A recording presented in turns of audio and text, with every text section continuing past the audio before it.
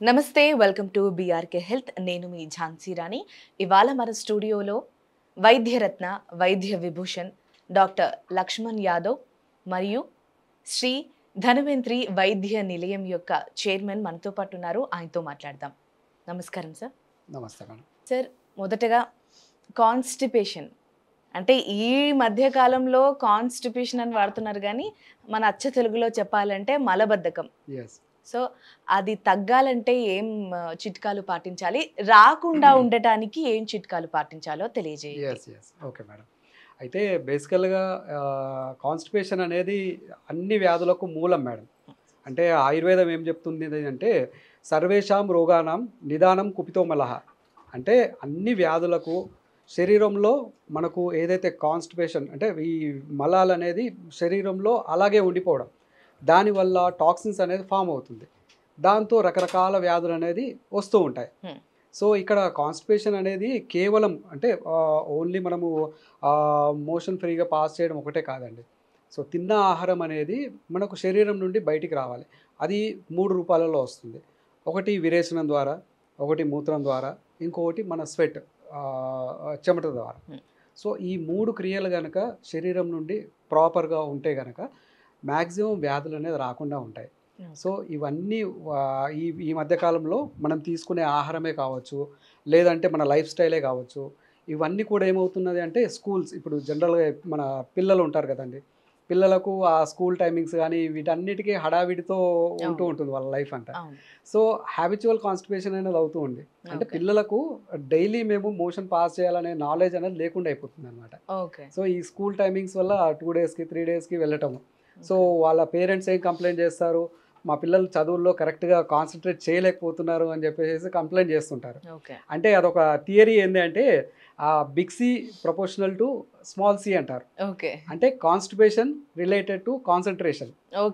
So constipation ఎప్పుడైతే ఉంటుందో concentration ప్రాపర్గా ఉండదు.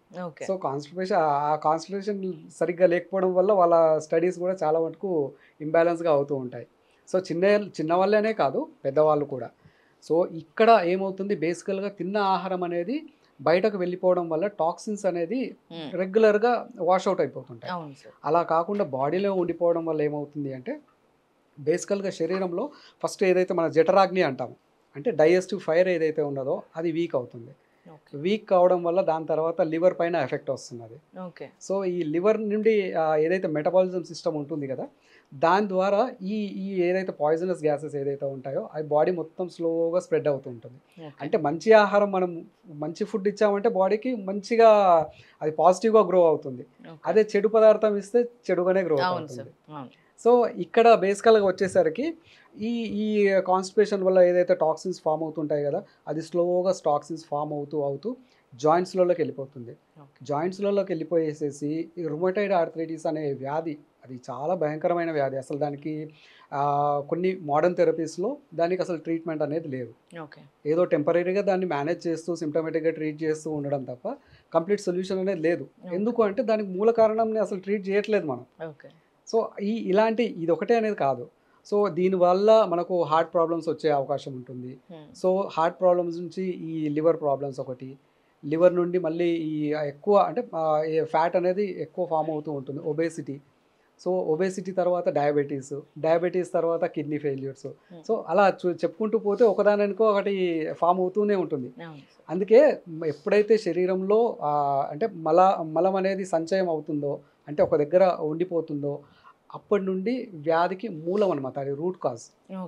సో ఆ రూట్ కాజ్ని మనము సరిగ్గా ఫస్ట్ దాన్ని ట్రీట్ చేస్తే బాడీలో ఉన్న టాక్సిన్స్ అనేది బయటకు పంపించామంటే సగం వ్యాధి అక్కడే తగ్గిపోతుంది. మొత్తం మీద ఒక రొటీన్ అలవాటు చేసుకున్నా కూడా మన బాడీకి అలవాటు అయిపోతుంది. సో ఎర్లీ మార్నింగ్ లేయంగానే కొంతమందికి ఏంటంటే ఏదైనా అల్లంకి సంబంధించి ఏదైనా డ్రింక్ లాగా వేసుకుంటే అది ఫ్లష్ అవుతుంది, లేదా కొంతమందికి నిమ్మకాయ నీళ్లు అలా తాగినా ఫ్రెష్ అవుతుంది. లేదా న్యాచురల్ గా అలా బాడీకి అనేది అలవాటు చేస్తే ఆటోమేటిక్ గా ఎక్కడున్నా ఏమన్నా అంటే కొన్ని ప్లేసెస్ మారినప్పుడు బాడీలో మైండ్ లో అంతా చేంజ్ వస్తుంది కాబట్టి అక్కడ తేడా ఉండొచ్చేమో కానీ అవి విడిచిపెట్టి రెగ్యులర్ డేస్ గా ఉన్నప్పుడు మాత్రం ఒక అలవాటు చేసుకుంటే మన హెల్త్ కి చాలా మంచిదని చెప్తున్నారు. అవునండి, ఎందుకంటే హ్యాబిచువల్ కాన్స్టిపేషన్ అనేది ఈ మధ్య కాలంలో పిల్లల్లో కామన్ గా వస్తున్న ప్రాబ్లం అది. సో దీనికి అనేది ఆయుర్వేదంలో చాలా చాలా చక్కటి ఔషధాలు ఉన్నాయి, ఎంతో అద్భుతమైన ఔషధాలు. అయితే ఒక్కొక్క ఔషధం దాని గుణం ఎలా ఉంటుంది అంటే కేవలం కాన్స్టిపేషన్ ఒకటే తీయడం కాదు. సో బాడీలో చాలా మల్టిపుల్ ఫంక్షన్స్ని ఇంప్రూవ్ చేస్తుంది.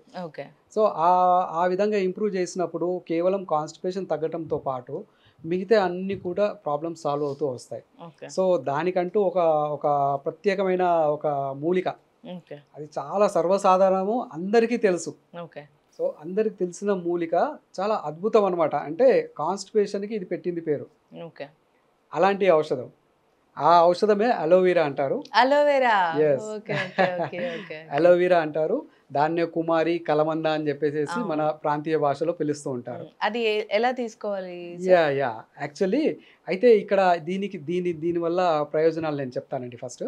అయితే దీని పేరు కుమారి అంటారు. కుమారి అంటే ఎప్పుడు రసాయనం అనేది దీనికి ఒక అంటే దీని ప్రాపర్టీస్లో రసాయనం అనేది ఒకటి. రసాయనం అంటే మనిషిని ఎప్పుడూ యంగ్గా ఉంచేది, ఆరోగ్యంగా యంగ్గా ఉంచేది. సో దాంతోపాటు దీంట్లో ఇది శీతవీర్యం అంటారు, అంటే కూలింగ్ చేస్తుంది బాడీని. అధిక హీట్ ఏదైతే ఉంటుందో దాన్ని కూల్ చేస్తుంది. ప్లస్ లివర్ని డీటాక్స్ చేస్తుంది. చాలా ఎక్సలెంట్ మెడిసిన్, లివర్కి ఉన్న సమస్యలన్నింటినీ కూడా చాలా అద్భుతంగా పనిచేస్తుంది. ప్లస్ ఆ హార్ట్ బర్న్ ఏదైతే ఉందో దాన్ని కూడా తగ్గిస్తుంది. దీన్ని వాడే విధానం, ఇది 1 టీ స్పూను దీని యొక్క గుజ్జు అంటాం కదండి, పైన గ్రీన్ కలర్ అంతా తీసేసి మధ్యలో వైట్ కలర్ జెల్ ఏదైతే ఉంటుందో ఆ జెల్ 1 టీ స్పూన్ ఒక చిన్న గ్లాస్ వేడి నీళ్ళలో మిక్స్ చేసేసేయాలి. మిక్స్ చేసేసి కొద్దిగా అంత తేనె, మంచి తేనె మిక్స్ చేసేసి ఒక ఉదయము సాయంత్రం కనుక ఇది తీసుకున్నట్లయితే పరిగడుపున తీసుకోవాలి. ఇది కాన్స్టిపేషన్కి సంబంధించిన ఏదైనా పరిగడుపున తీసుకోవాలి. సో దీనివల్ల యాసిడిటీ తగ్గుతుంది. కాన్స్టిపేషన్ ఎంత అంటే అసలు చాలా ఫ్రీగా అవుతుంది అనమాట. సో దీనికంటే క్వాంటిటీ అవసరం లేదు, ఎక్కువ మించాల్సిన అవసరం లేదు. చిన్న పిల్లలకు కొంచెం డోస్ తగ్గించి ఇచ్చినా పర్లేదు.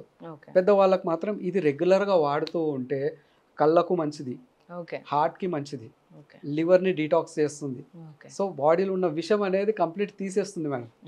ఇది చాలా తక్కువ ఖర్చులో అధికమైన బెనిఫిట్ అన్నమాట దీని ద్వారా. Natural benefit, ayurvedic benefit.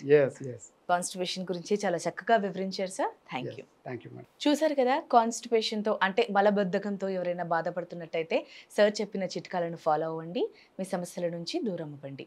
ఇది ఇవాళ ఎపిసోడ్. మరొక ఎపిసోడ్లో మళ్ళీ కలుద్దాం. నమస్తే.